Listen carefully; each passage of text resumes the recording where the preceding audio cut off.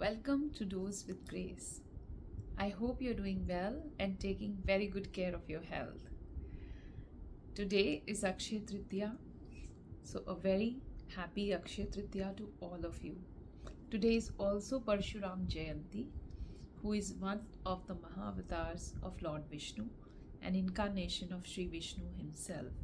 He also had certain traits of Mahadev, Shiva.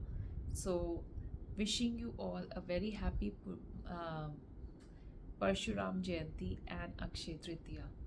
To know the significations of Akshaya Tritiya, you can ask your elders in the family or you can Google and come to know how auspicious is this day in our Hindu calendar and Sanatan Dharma. Akshay, as the word says, is something that never diminishes. So anything that we start today grows and never diminishes. So I thought today will be a perfect day to start our next chapter of Bhagavad Gita, which is the 9th chapter, which is also called as Raj Vidya Raj Guh Yog. And according to this book that I also refer, it is called as Param Guh Gyan. I am personally referring to this book of Bhagavad Gita. It is gifted to me by my mother-in-law, and I find this translation very, very close to as it is. So you can choose your own book with the language of translation that you enjoy reading and which is easy for you to comprehend. For me, this translation is in Hindi and I find it very comfortable and very easy to relate to. So without much ado, let's begin this video and this chapter with these two powerful, blissful Mahamantras. Om Namah Shivaya. Om Namah Shivaya. Om Namah Shivaya. Om Namo Bhagavate Vasudevaya. Om Namo Bhagavate Vasudevaya. Om Namo Bhagavate Vasudevaya. Thank you for joining back. Continuing from the last video, which was the chapter 8 of Bhagavad Gita, which was also called Akshar Brahm Yog. Today we are going to start chapter 9, which is called as Raj Vidya Raj Guh Yog. On this auspicious day of Akshaya Tritiya, I hope our love, devotion and understanding of Sanatan Dharma and our wonderful teachings, the divine and transcendental teachings of Bhagavad Gita, grow our knowledge and make sure that the love and the devotion grows with it. With that prayer, let's start this chapter. As we saw in the 8th chapter, the conversation between Krishna and Arjuna is deepening to much deeper and much more topics of essence of understanding Brahm, consciousness, self, understanding of how the self can transcend all these sufferings of this life and reach a permanent state of stillness, calmness, pleasantness, and leave this body to reach Param Dham or Moksha. In the 9th chapter, which is also called as Raj Vidya Raj Guh Yog, it means a very, very high level of pure knowledge and with the secrets of Vigyan, of science, to achieve that. So the first shloka of 9th chapter of Bhagavad Gita says, उसके उपरांत श्री कृष्ण भगवान बोले, हे अर्जुन, तू दोष दृष्टि रहित भक्त के लिए इस परम गोपनीय ज्ञान को रहस्य के साथ कहूँगा कि जिसको जानकर तू दुख रूप संसार से मुक्त हो जाएगा. The first shloka itself, Shri Krishna says, Arjuna, since you are free from the ignorance, jealousy, competitiveness through your drishti. See, whenever we see something, we are full of, instantly we get a sense of competition. We like it or we don't like it. Rag, dvesh comes in the picture.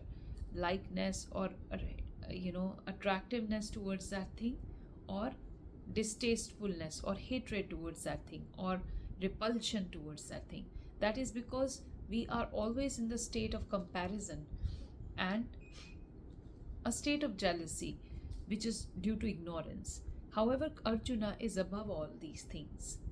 That's why Shri Krishna is referring to him as Dosh Drishti Rahit Bhakt. So he's calling him someone who's free from this vice of our seeing, that he has no jealousy towards anyone, and he calls him his devotee, and he says, I'm going to now tell you such a deep and deepest and a very high level of rahasya, or a secret, which will help alleviate all of your sufferings from this life. It will give you freedom from all sufferings of this life. यह ज्ञान सब विद्याओं का राजा तथा सब गोपनीयों का भी राजा एवं अति पवित्र उत्तम प्रत्यक्ष फल वाला और धर्म युक्त है, साधन करने को बड़ा सुगम और अविनाशी है. So Shri Krishna is telling Arjuna, this knowledge that I am going to deliver to you further on is the king of all knowledges and is the secret of the secrets, is of highest purity, highest order, and it's something that gives you visible benefits, full of dharma. It is according to strict rules of dharma, and to apply it in your life, it is extremely easy, and it is eternal. Eternal here means it is applicable to all people in all stages and all phases of their lives. हे परंतप, इस तत्व ज्ञान रूप धर्म में श्रद्धा रहित पुरुष मेरे को ना प्राप्त होकर मृत्यु लोक संसार चक्र में भ्रम करते हैं. So first thing Krishna is telling in this knowledge is that, hey Arjuna, he calls him hey Parantap, hey Arjuna, this essence of knowledge, this essence of knowledge that I'm giving, whoever has no faith, faithless in this, who is faithless in this, they don't reach me. Those who are faithless in the knowledge that I'm giving, the essence of this knowledge that I'm giving, they don't reach me. So they keep coming back to this earth to relearn and relearn and relearn until they realize that what is the significance of this knowledge. Until then, they go through the cycle of life and death. हे अर्जुन, मुझ सच्चिदानंदन परमात्मा ने यह सब जगत जल से बर्फ के सदृश परिपूर्ण है, और ये सब भूत मेरे अंतर्गत संकल्प के आधार स्थित हैं, इसलिए वास्तव में मैं उनमें स्थित नहीं हूं. So here Shri Krishna is saying the whole, like if you go through the last chapter's video, you will see, it's very nicely explained that how Krishna has explained Brahm and Param Brahm. So Brahm is through which, it's like a unmanifested part through which the whole element starts manifesting in the beginning of the Kal, or beginning of the a cycle of time, and then everything gets created, simple things, then complicated things, then more complex things, and then at the end of that time, whatever the duration of that time is, it all goes inside that same Brahm again. But beyond that is Param Brahm, which is God, which is what is Krishna is referring to here is that I creates all of this in the cycle of time, and every things, all the things that are created, that we can see, we can touch, we can feel, are created within them. They are created. I am part of all of that, but I am not inside them. I am not there because I am para brahm. I'm param brahm. So he is the one who creates all of that through his manifestation, but he's not, because his he is beyond, and he's bigger and so much more than all of that. वे सब भूत मेरे में स्थित नहीं हैं, क्योंकि मेरी योग माया और प्रभाव को देख कि भूतों का धारण पोषण करने वाले और भूतों को उत्पन्न करने वाला भी मेरा आत्मा वास्तव में भूतों में स्थित नहीं है. So here Shri Krishna is again telling him that all those things are not within me. They are created by me, they are generated by me, and through my Yog Maya, through the wheel that I create of time, of creation, of maintenance, and then of dissolution. Look at the whole Maya. Look at the whole drama that I create. That I make sure that I create them, I sustain them, I dissolve them. But my wholeness is not actually in these. I am detached from it. I am the witness watching all that I create.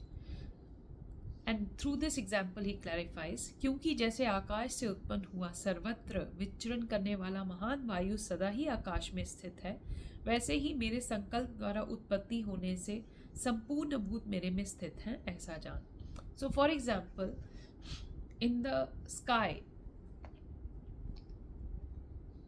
or in the ether or in the space, suddenly we see, oh, there is a breeze.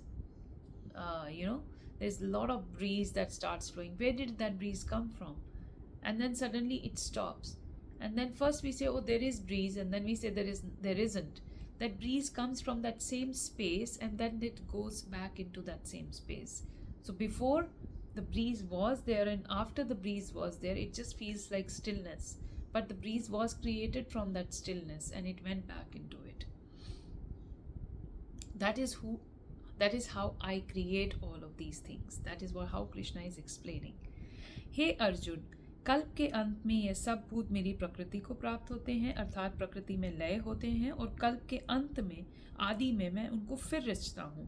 So he is explaining to Arjuna that Arjuna, at the end of the time that I have decided, for example, this is the Kali Yuga, in the end of Kali Yuga, everything that I've created for this Kali Yuga will dissolve in the nature. However, and in the beginning of Kali Yuga, or in the beginning of Sati Yuga, after Kali Yuga will come again Golden Age. So in the beginning of the Golden Age, again I will create everything into the nature.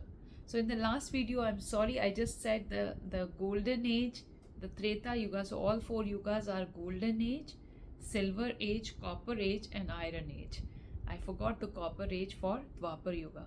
So as now we are in the Iron Age. So as Iron Age will dissolve, all the elements, everything that is created right now around us will go back into the nature in the form of nothingness, just particles.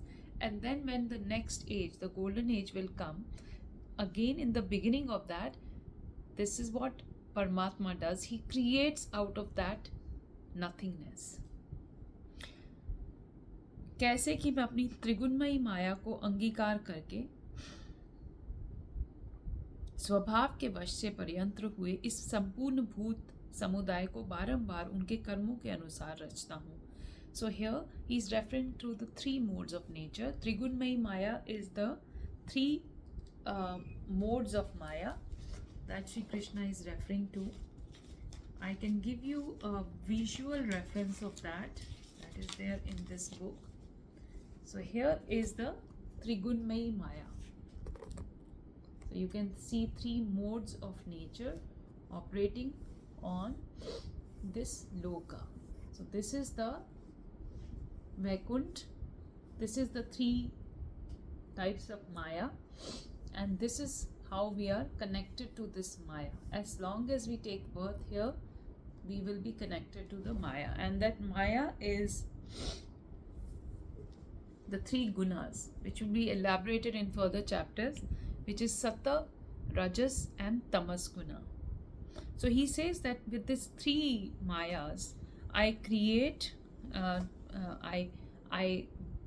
this world according to the nature of the time, the quality of the consciousness of that time, and according to the karmas of people that will belong to that yuga or that time. For example, in Satyugas, most of the people have Sattva gun. In Treta Yuga, most of the people will have Sattva gun, and 25% people may have Rajas gun. In Dwapar Yuga, 50% people will have Sattva gun and 50% people will have Rajas gun. And in Kali Yuga, 75% people will have Rajas gun and about 25% people will have Tamas gun. And there will hardly be people with Sattva gun. So this is how he says, मैं बार बार उसको रचता हूँ. So again and again I create this cycle of time and different yugas for people to come with certain consciousness according to their karmas. हे अर्जुन, उन कर्मों में आसक्ति रहित और उदासीन के सदृश स्थित हुए मुझ परमात्मा को वे कर्म नहीं बांधते हैं. So he's saying, when I create all these yugas and I do all this leela, I do all this activity. Leela is the activity, but leela in true sense means that something you do but you're not attached to it. It's like doing a drama. You're doing an act. You're not that, but you're just putting up an act. So he says, I am not attached to any of the karmas that I perform in those. I don't get bound by them. हे अर्जुन, मुझ अधिष्ठता के सकाश से ये मेरी माया चराचर सहित सर्व जगत को रचती है और इस ऊपर कहे हुए हेतु से ही संसार आवागमन रूप चक्र में घूमता है. So he is clearly explaining that it is me who creates this world of Maya, of wheels that we have, that we think we are so affected by this need to succeed. If we are in Rajas Guna, we are too much in passion mode if we are in Rajas Guna, and we are too much in ignorance mode when we are in Tamas Guna, and hardly there is anyone in Sattva Guna, which is in the mode of pure godliness.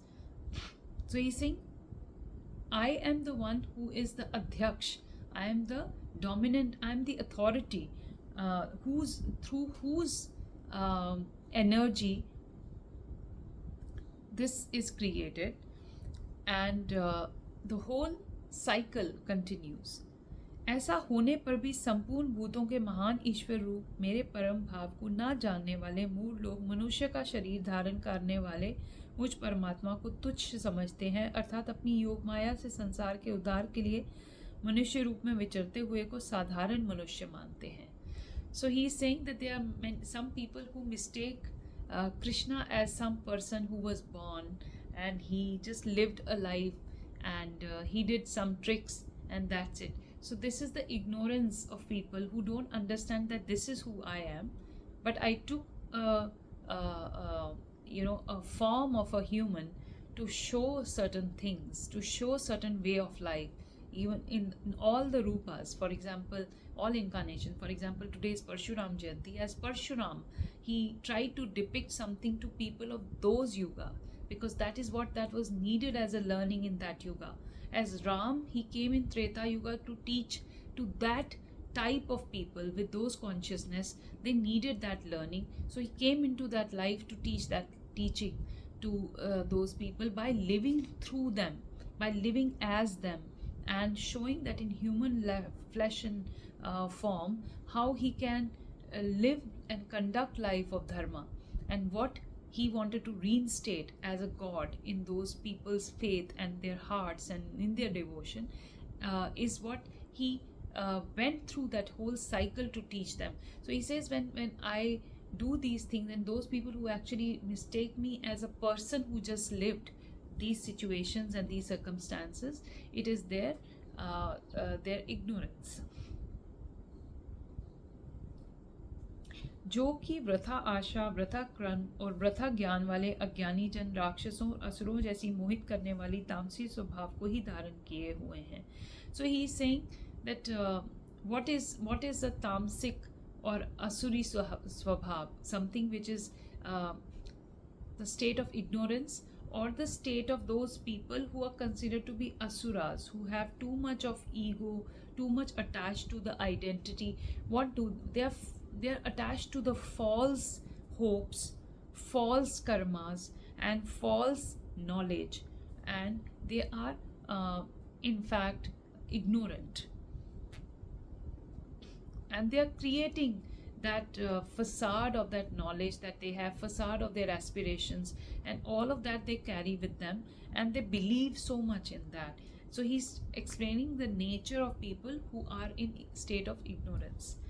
परंतु हे कुंती पुत्र, दैवी प्रकृति के आश्रित हुए जो महात्मा जन हैं, वो तो मेरे को सब भूतों का सनातन कारण और नाश रहित अक्षर स्वरूप जानकर अनन्य मन से युक्त हुए निरंतर भजते हैं. And he is saying that there are some people who have the right understanding and the right knowledge, and they are called the people with Daivi Prakriti. These are called as people with Asur Prakriti, like demon nature, whereas the previous ones, and then there are other people who are called with Devi. Devi means, Dev means godliness. So they have like god-like nature, who are Mahatma. They are Mahan Atma.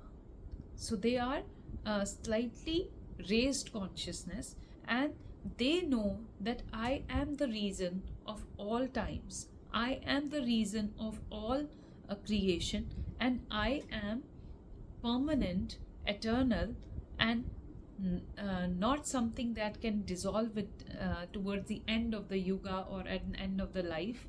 And they fully surrender in me, and they pray to me forever.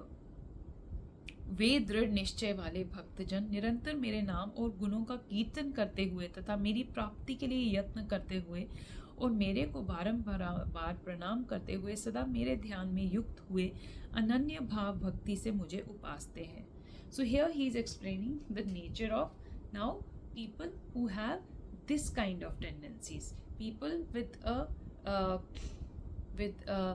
demon type tendencies. He's explained what they do, and then he's explaining people with god-like tendencies, what they do. So they pray to me, they do my chanting, they remember me in every act that they do, and they bow down to me again and again, and they make great efforts in trying to understand sacred knowledge. They put effort in, they go in search of higher knowledge.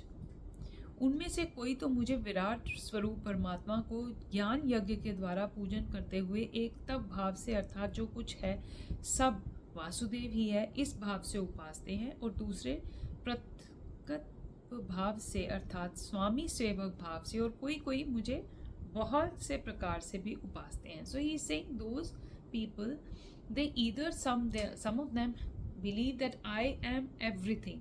In everything they see me, whether they are doing their office work, they do it dedicated to me.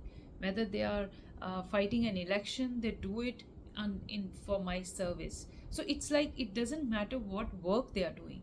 They believe that, or what knowledge they are gaining, they everything, they believe that all knowledge leads to God. They believe all karma leads to God. They believe all thoughts, all actions, everything leads to God. That is one type of people who are in godliness. And then the other type is those who sit and pray like a servant to me. They serve for me. They do a lot of acts of service in my name.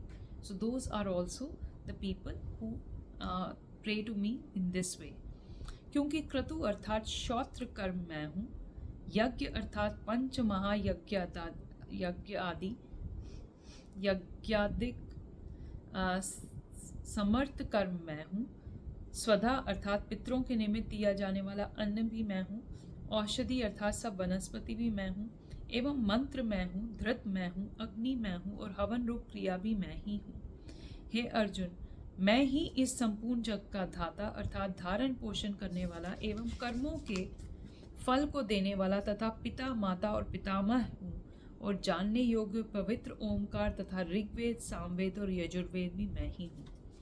Now here it looks like a very very strong, one of the most strongest shlokas in which he has explained that he is everything.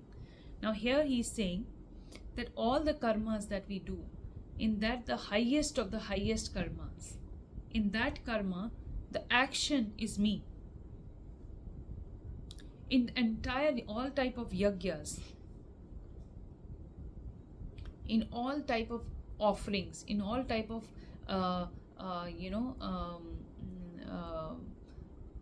donations or everything, the one who is donating the mind, the thoughts, the intelligence, the buddhi, everything is me, because that is created by me.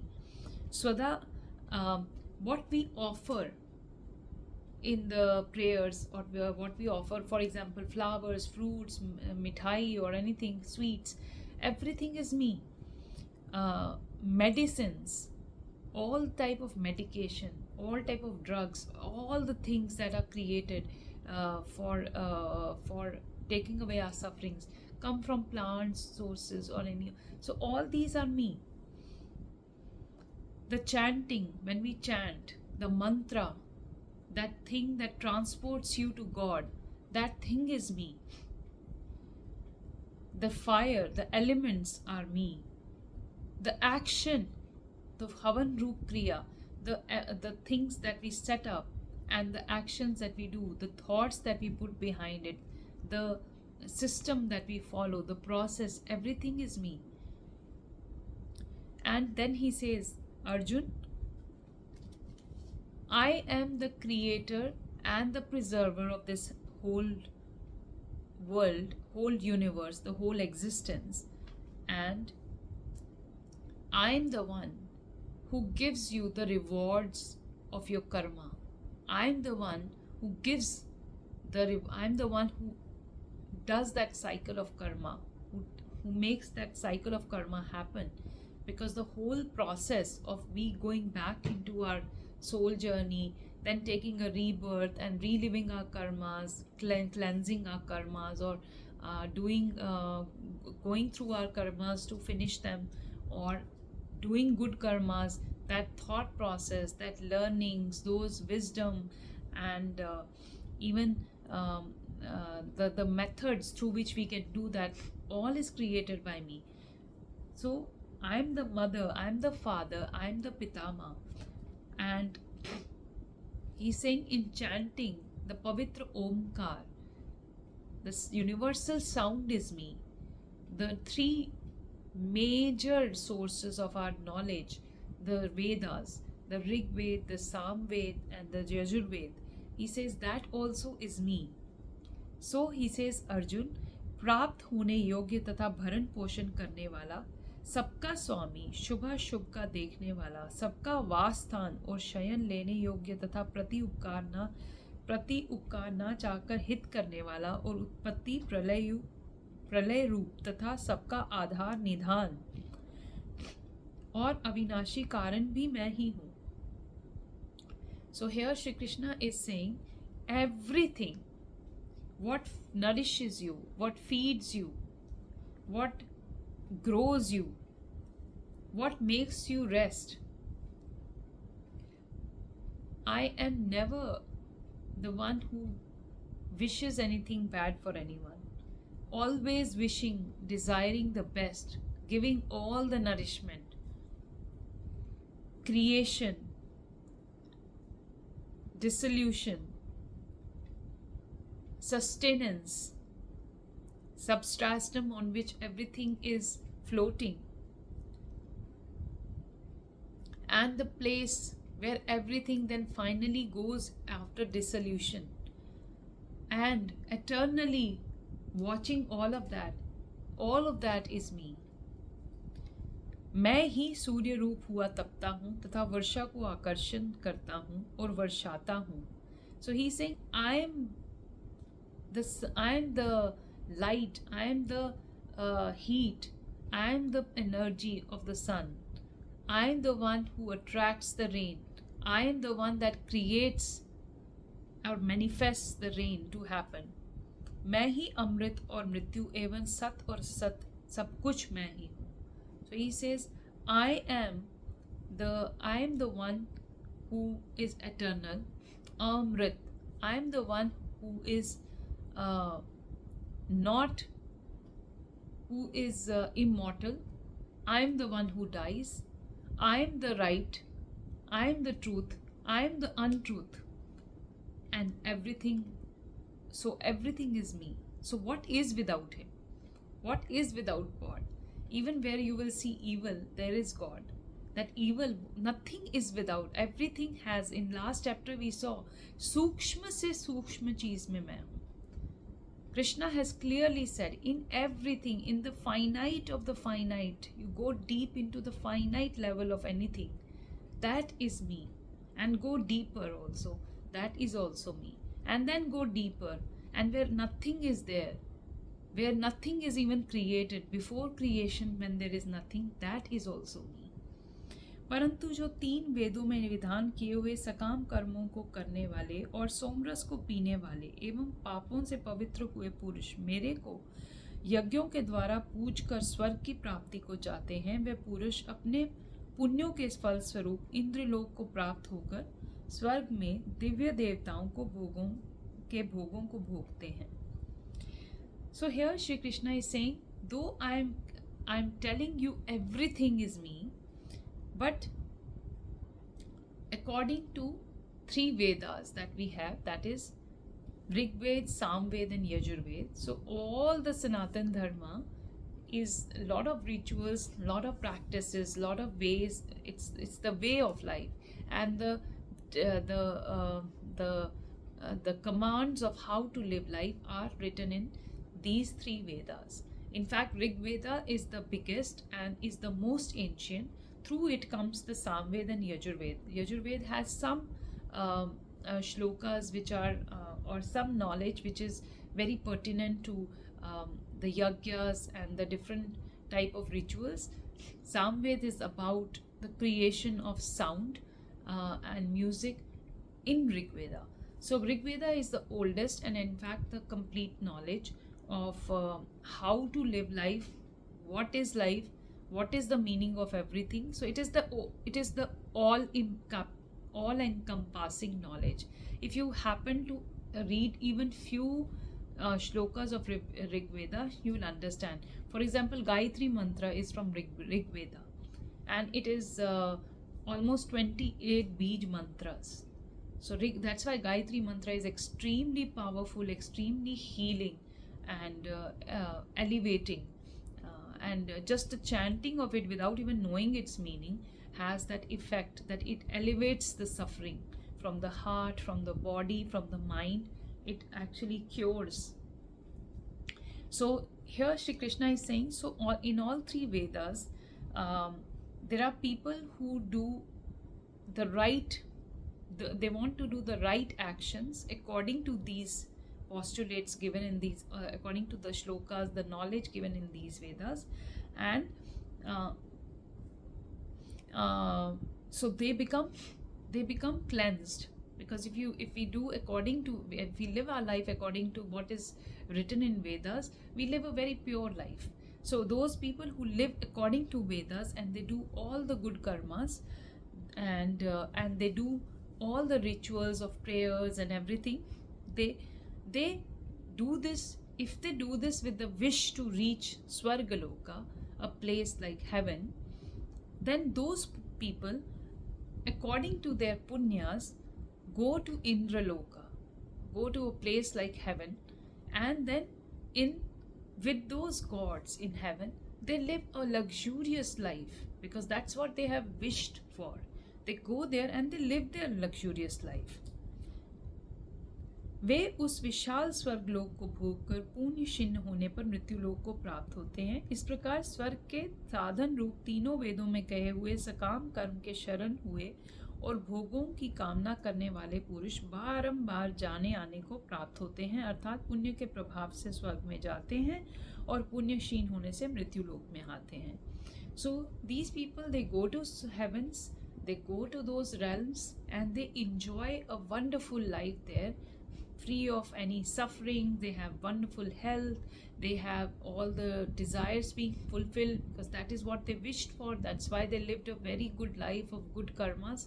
Now when, as it's like a bank account, as they live there for that long, there is a duration for which their good karmas has allowed them to live in that place. So as their duration according to their karmas finishes, they come back into this loka called earth to live a life again. And based on their karmas, how they do, if they wish and if they do all again very good karmas, live a life according to the shastras, they live life according to the Vedas, and they do all the nice peaceful acts, they do all the prayers and rituals, they again go back to heavens, live a life there, they come back again to this earth again. So this is how their cycle of going to heaven, according to, because they have that desire to go to heaven, so they do all good karmas to reach there. And if their karmas are good enough, they do reach there, they live their span for that long, how long their karmas allowed them, and then they come back to this earth, and their cycle of life and death continues like this between that loka and this earth. जो अनन्य भाव से मेरे में स्थित हुए भक्तजन मुझ परमेश्वर को निरंतर चिंतन करते हुए निष्काम भाव से भजते हैं, उन नित्य एक ही भाव से मेरे में स्थित हुए पुरुषों के योग क्षेम में मैं स्वयं प्राप्त कर देता हूँ. So here Shri Krishna is saying, so this is one type of people, they are called Sakam Karma Yogi, whereas those who without any doubts and without any disturbance, like continuously, uninterrupted, invest their mind, their body, their spirit in me. They dedicate all of their actions in me. They dedicate all their thoughts to me, and they do everything without any desires. Nishkam karma means wishing for no desires at all, having no desires at all, just doing it out of my love and devotion. Those people who do it with complete oneness towards me, they, at the time of their leaving this earth, when they reach their own end time, I make sure that I arrange for their process to reach me. I myself make that sure that. हे अर्जुन, यद्यपि श्रद्धा से युक्त हुए जो सकामी भक्त दूसरे देवताओं को पूजते हैं, वे भी मेरे को ही पूजते हैं, क्योंकि उनका वह पूजन अविधि पूर्वक है, अर्थात अज्ञान पूर्वक है. So here Shri Krishna is saying, just like he says that he is the Adidev, he is the God through which everything is created, including all the devatas. So he is saying all those people who do pray with great devotion to other devatas, they also actually in a way pray to me only. However, their prayer is with a little bit of ignorance. that they're thinking they're praying to this devata and they'll get this benefit. However, actually everything is me. So basically they are praying with a little bit of ignorance. क्योंकि संपूर्ण यज्ञों का भ्रोता और स्वामी भी मैं ही हूँ, परंतु वे मुझ अधियज्ञ स्वरूप परमेश्वर को तत्व से नहीं जानते हैं, इसी से गिरते हैं अर्थात पूर्ण जन्म को प्राप्त होते हैं. So here Shri Krishna is saying, just like he has explained in chapter 8, he is the Adiyagya. In all the prayers, in all the rituals, in all the sacrifices, it is him. He is the, all the devatas is in him. All the nature is in him. All the yagyas is in him. So he's saying, those who do not understand this essence of me being there in everything, and when they pray without this knowledge, this is the reason why they fall back to this whole cycle of life and death. कारण ये नियम है कि देवताओं को पूजने वाले देवताओं को प्राप्त होते हैं, पितरों को पूजने वाले पितरों को प्राप्त होते हैं, और भूतों को पूजने वाले भूतों को प्राप्त होते हैं, और मेरे भक्त मेरे को ही प्राप्त होते हैं, इसलिए मेरे भक्तों का पुनर्जन्म नहीं होता है. So here Shri Krishna is saying, this is the rule. Very clearly in the shloka number 24 of chapter 9 of Bhagavad Gita, Shri Krishna has said, this is a rule that those who pray to devatas, a particular devata or a particular lordship, they will reach that lordship because of their devotion. If they do it very well and they do it according to the proper system, they will reach the energy of that god. Those who pray to their ancestors will reach their ancestors. Those who pray to devils will reach devils, and those who pray to me will reach me. So they will not come back to this earth. They will not have to take another birth, because as he said, his place is the Param Brahm. It is the place of eternal existence. So all other planes have a time frame. So if you go to previous chapter, he has said that all other realms have a time frame, whereas only the Param Dham doesn't have a time frame. So those who pray to Shri Krishna are the ones who do not come back to this cycle, because they have reached Param Dham. They have reached the eternal state of being.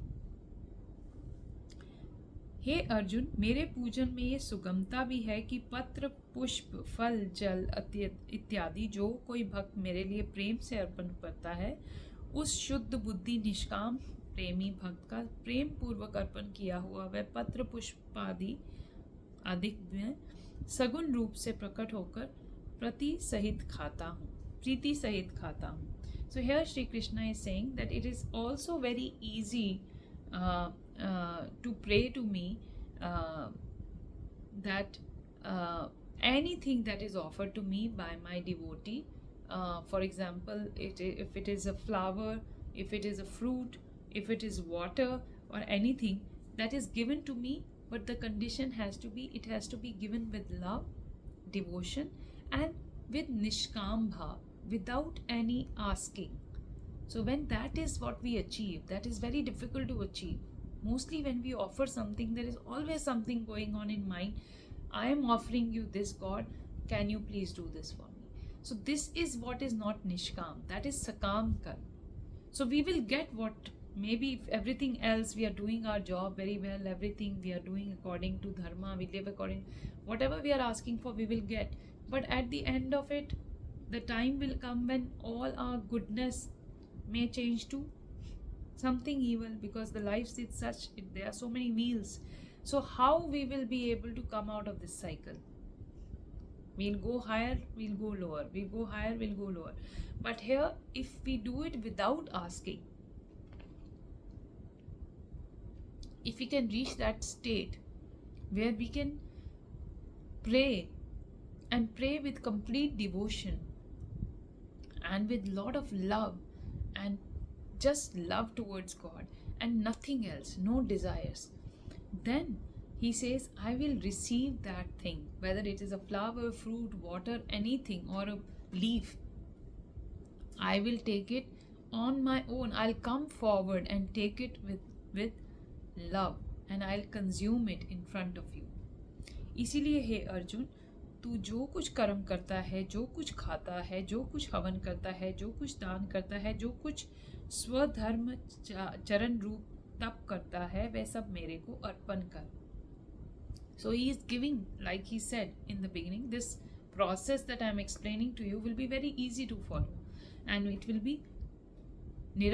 be eternal. That means at any stage and every phase you can do. So at any stage somebody can do that. Even if someone doesn't have any money, they can do it. If someone is extremely busy, they can also do it, because devotion doesn't need your time and your resources. Love, pure devotion and selfless service doesn't need anything from us. All it needs is the purity of heart and purity of devotion and complete surrender. That's all Krishna is saying, that this whole chapter is about this. That is why he said this is so easy to practice. And I'm giving you the biggest of the biggest secret. And it's so simple and easy. But simple and easy things are the most difficult, because we love complicated things. We think, okay, we donate like hundreds of thousands of dollars, that will make me a better devotee, but it is not. I have once heard that when I was going to temple, one of the people I was sitting with, they said, you go to this temple, I've donated, have you seen my name on the wall? There is my name written on the wall in the list of devotees, in the list of devotees who have donated. So I said, no, I go to temple to learn Bhagavad Gita. I have not seen, and I was not even paying attention to the walls where the names are written or anything. But then he said, I've done a donation, so my name will be there. So I was thinking in my head, if someone has done a donation and they are telling so proudly that their name will be, why the name has to be there? So see, when you donate, you want to be recognized for your donation, and who you are donating to? God, who gave you that money that you were capable of donating. If you don't even understand that, why this pride? Why this pride that I've donated so much, so my name is there? There are so many people who want to stand in the front. They want to be called the main people of the prayer because they have given $501. And they and their family only is allowed to do the aarti, and the rest of the people who are there also, they don't. And in all temples it is there. I'm not talking about one temple. I've been to even Rameshwaram temple, the same thing. God is not looking at how much you're giving. It's not a business that the more you give, the more you will get. It's all given by God only. The very fact that someone is able to donate more is because God has blessed them. So they must be more humbler. Anyway, so here he's what Shri Krishna is trying to say is, so one part of that is to remove the desire to be recognized, the desire to be called something elite and entitled. That desire itself kills the purpose of you giving. The giving has to come from the heart. The giving has to come from selflessness, and it has to come without having any desire. Forget the desire of moksha. This is such a petty desire to be recognized on the walls of a temple. So here Shri Krishna is saying, whatever karma you do, you just dovetail it to me. What you eat, to this level Krishna is saying, whatever karma you do, whatever action you do, whatever you eat, whatever you do as ritual, as havan, whatever you do as sacrifice, whatever you do as donation, whatever you do according to your dharma charan swarup, like swadharma, like whatever according to swadharma charan swarup means one is the Sanatan dharma and one is the swadharma. Swadharma is very specific to your constitutional position in society. For example, if I am a teacher, My Swadharm Charan Swarup will be to teach. So whatever I'm teaching, I must dedicate it to God. I must just say it is my dedication to God. Like these videos are dedicated to God, not to me. The credit not to me, because how can I be capable of giving this knowledge? This knowledge is already written there for everyone to know. But it's just I'm just being a petty channel to deliver this knowledge. वह सब मेरे अर्पण कर. Just dovetail everything to me. Just dedicate everything to me. Just serve everything in my name. इस प्रकार कर्मों को मेरे अर्पण करने स्वरूप संन्यास योग से युक्त हुए मन वाला तू शुभ फल रूप कर्म बंधन से मुक्त हो जाएगा और उनसे मुक्त हुआ तू मेरे को प्राप्त होगा. So this is the secret of the vidya, of the Gyan, the Raj Yoga, the king of knowledge he's giving, that when you will do all of your activities that you're doing, when you will serve it in my name, when you will not attach your name also to it, when you will not attach yourself to it, then you will reach sannyas. Then with that, the sannyas yoga you will achieve. With that sannyas yoga feeling, you will come out of this cycle of shubh phal, that I should get auspicious results or auspicious fruits out of whatever I am doing, and that will break your bondage with the karma. That will break your bondage with the karma. This is the 28th shloka of chapter 9 of Bhagavad Gita. If you want to go back and read it. This is the beautiful shloka. It says this whole thing of donating or dovetailing or attaching or sacrificing everything in my name, doing everything in my name, even having everything in my name and not in your name, is what will make you a sannyasi, true sannyasi, that you're doing everything, you're in part of everything, you're engaged with life but with a detached mode, and that itself will take you out of the whole thing of that I want the auspicious results because I'm doing such an auspicious thing. I want the auspicious result. When that feeling will detach, with that you will be detached from the karma cycle.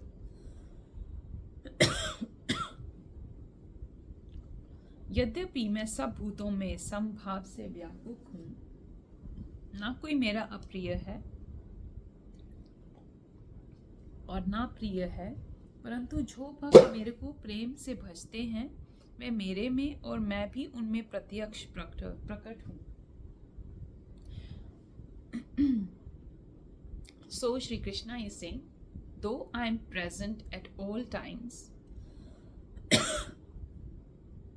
and I am present in everything in same level, in same form, within everything, nobody is lovable to me and nobody is non-lovable to me, but who loves me, who comes to me with full devotion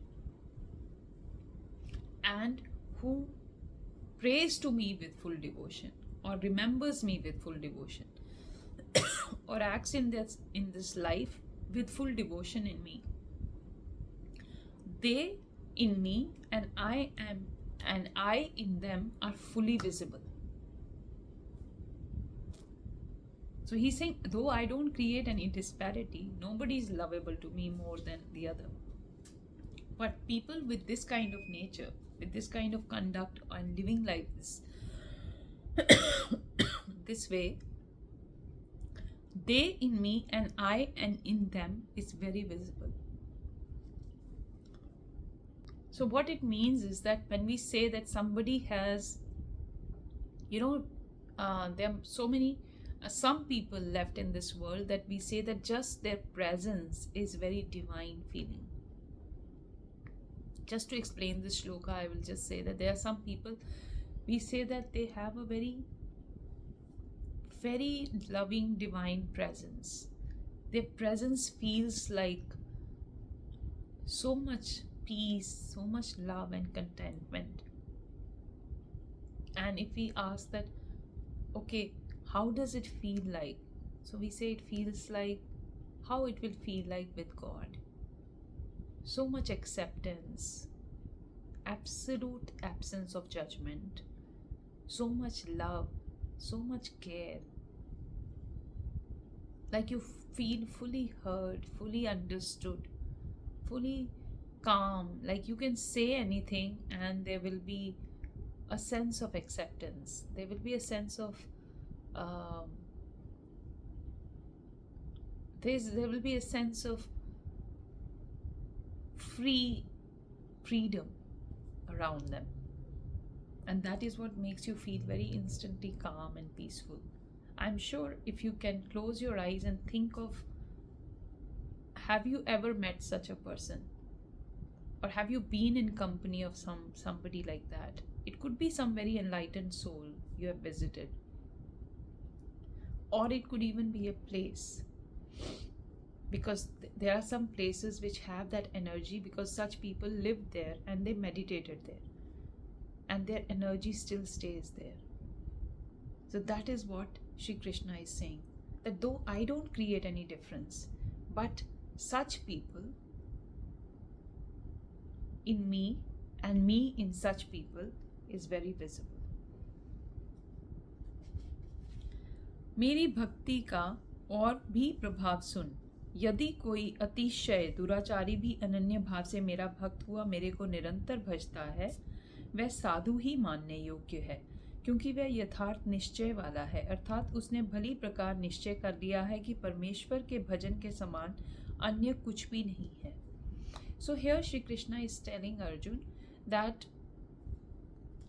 there is, now let me tell you how bhakti, the pure devotion, works, its effects. So he's saying, even if somebody who has never ever done anything good in life, he thinks that he has done no good karma, but he is fully devoted to me and fully in surrender of God and prays to God every single day, no matter whether he has never done, according to him, he has never done anything good, and according to people also, he has done nothing good in life. Such person is also worthy of being called sadhu. Sadhu means someone who is a pure devotee of God, because that person who is praying to God every day and is completely in surrender of God and does everything in the name of God is somebody who has a very very continuous, uninterrupted focus towards God. And he has understood that this, whether he has understood other things or not, and that is why people don't consider that person to be a good moral or a nice person, but this person has at least understood that there is nothing more important than this, than remembering God. इसीलिए वह शीघ्र ही धर्मात्मा हो जाता है और सदा रहने वाली परम शांति को प्राप्त होता है. हे अर्जुन, तू निश्चय पूर्वक सत्य जान कि मेरा भक्त नष्ट नहीं होता. So in this particular shloka, Shri Krishna is telling Arjuna that such a person reaches a state of permanent peace, and so understand, Arjun, that my devotee never ever will get diminished or destroyed. क्योंकि हे अर्जुन, स्त्री, वैश्य और शूद्रादिक तथा पाप योनियों वाले भी जो कोई भी होवे, वह भी मेरे शरण होकर तो परम गति को ही प्राप्त होते हैं. So here he is saying, in those times actually women were not sent to schools, just like how today we see that everybody goes to school and there is no differentiation. But in those times, men used to go to Gurukul, and girls used to stay at home, and they, at certain age, they just could used to get married, and therefore their Shastra Vidya, understanding of scriptures, was not there. So here he is trying to tell that even those category of people who didn't have access to knowledge and wisdom, like ladies, vaishyas, those who were into trading and merchants, and uh, that category of uh, s- um, sort of a division of society, and shudras, those who were working class, the fourth class workers, and even those who were scum to very ignorant activities. All these kind of, because these people are generally the people who don't have knowledge. That is why, according to those times, those people were indulging in these activities. uh, he's saying anybody who falls into these groups also, when they come under my surrender, they reach the Param Gati. They reach the state of that eternal essence through which they don't come back into this cycle of love, birth and death. फिर क्या ही कहना है कि पुण्यशील ब्राह्मण जन तथा राजश्री भक्तजन परम गति को प्राप्त होते हैं। इसलिए तू सुख रहित और क्षण भंगुर इस मनुष्य शरीर को प्राप्त होकर निरंतर मेरा ही भजन कर। अर्थात मनुष्य शरीर बड़ा दुर्लभ है, परंतु नाशवान और सुख रहित, इसलिए काल का भरोसा न करके तथा अज्ञान से सुख रूप बसने वाले विषय भोगों में न फंसकर निरंतर मेरा ही भजन कर। So he is telling Arjuna, once I'm saying that all these people who don't have, according to society, the access to the shastras, the knowledge and the scriptures to read and get this knowledge about how to live life, the Vedas and all that, who are not sent into formal learning institutions, even those, when they just surrender into me and with that bhakti, with that devotion, they do everything in surrender to me, they reach Param Gati. Then what to talk about the people who actually go to these institutions and learn all about bhakti, all about God, all about Atma, all about, so they actually learn formally all these things. They also, and the kings who become my devotees. So these are the people who have actual access to the knowledge, because they are given, according to society, that privilege to go and learn in a gurukul and learn this from their gurus. So he's saying anybody who basically is surrenders to me reaches that state. So he's directing Arjun that you use this body, that life that you have got, which is Shanbhangur, which is a time span, a short time span on this earth. Use this time to fully understand me from the essence, and understand the significance of your life, to reach that state of permanent bliss, permanent truth, and permanent knowledge, permanent truth, permanent understanding or knowing, and permanent bliss. So use this time. He's telling to Arjun, but we all can learn from this, that use this time while we do all our activities. We can dedicate all our activities to God. We can dedicate all our services to God. We can dedicate all our earnings to God. And with that, we will purify ourselves and get rid of this whole attraction towards desires and passions of achieving the benefits from everything that we do. And through that, we'll be able to detach ourselves from our actions, and we'll be able to perform them even better, because when we do something for something so higher, our quality of actions will also improve. केवल मुझ सच्चिदानंदन वासुदेव परमात्मा में ही अनन्य प्रेम से नित्य अचल मन वाला हो, और मुझ परमेश्वर को ही श्रद्धा प्रेम सहित निष्काम भाव से नाम गुण और प्रभाव से श्रवण कीर्तन मनन और पाठ पाठन द्वारा निरंतर भजने वाला हो, तथा मुझ शंख चक्र गदा पद और किरीट कुंडल आदि भूषणों से युक्त पीताम्बर वन माला और कस्तूरी भमनी धारी विष्णु का मन वाणी और शरीर के द्वारा सर्वस्व अर्पण करके अतिशय श्रद्धा, भक्ति और प्रेम से विह्वलता पूर्वक पूर्ण पूजन करने वाला हो और मुझ सर्वशक्तिमान विभूति, बल, ऐश्वर्य, माधुर्य, गंभीर, उदारता, वात्सल्य और सहृदयता आदि गुणों से संपन्न सबके आश्रय रूप वासुदेव को विनय भाव पूर्वक भक्ति सहित साष्टांग दंडवत प्रणाम कर इस प्रकार मेरी शरण में हुआ तो आत्मा को मेरे में एक ही भाव करके मेरे को ही प्राप्त होगा. This is the last shloka. In this, Sri Krishna is telling Arjuna, so with all the pure love, devotion, unwavering faith, and with your behavior, with your thoughts, with your actions, with your service, through chanting, through meditation, through study, through praying, through singing, through service. So basically praying means through your heart, through singing or chanting through your voice, and through your body, that is through acts of service. You pray to me, you remember me, you do things in my name, and with that unwavering devotion you bow down to me. Sashtang Dandavat Pranam. That means fully lie down and with humility pray to me.